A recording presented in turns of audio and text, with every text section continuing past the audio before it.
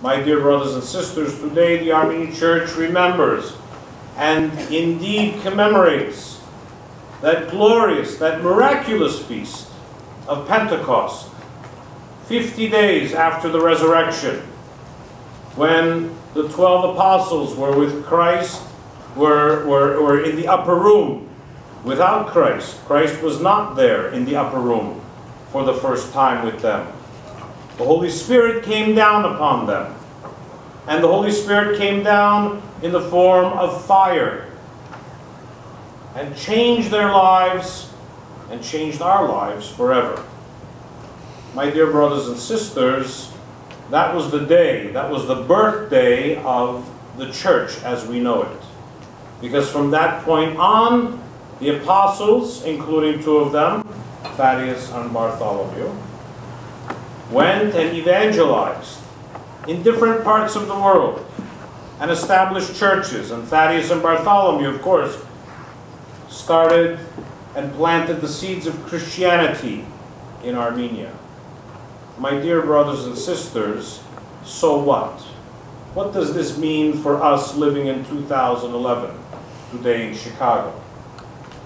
So what? It happened some 2,000 years ago. The Holy Spirit is ready to come down into our lives, each and every day. And by the Holy Spirit coming into our lives, we can be reinvented. The apostles were reinvented 2,000 years ago. By them allowing the Holy Spirit to come upon them, they changed the world forever.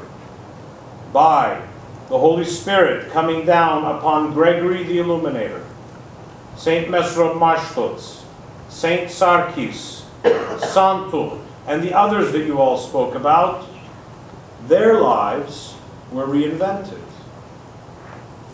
By the Holy Spirit coming down upon Saint Vartan and Revontierets, their lives were changed and reinvented forever. And so, my dear brothers and sisters, the message for today is, are we ready to have our lives changed, reinvented, if you will? It is through the power of the Holy Spirit that this happens. I'm going to give you just one tiny example. Many of you know that Father Margiros Shevian's mother, Diramay Shevian, died this past week. And Father Margiros was with our three pilgrims, with Mark and Jesse and Sam, who went to Jerusalem on the diocesan pilgrimage. And when Father Margiros heard the news of his mother's death, he was one of the leaders of the trip, some 6,000 miles away from his family. He went and told Sirpazan, who was with the group, and the other leaders. And then he went and told the participants at what had happened. And they went off on their day because he needed to make arrangements to come home for his mother's funeral.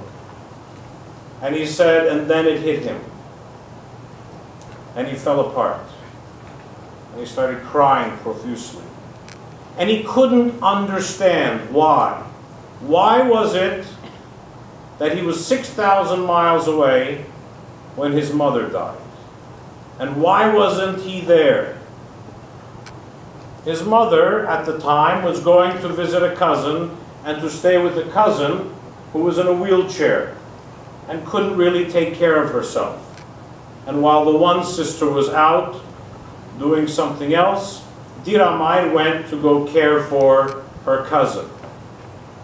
And then he said it hit him like a lightning bolt, which is how the Holy Spirit hits us when the Holy Spirit does hit us.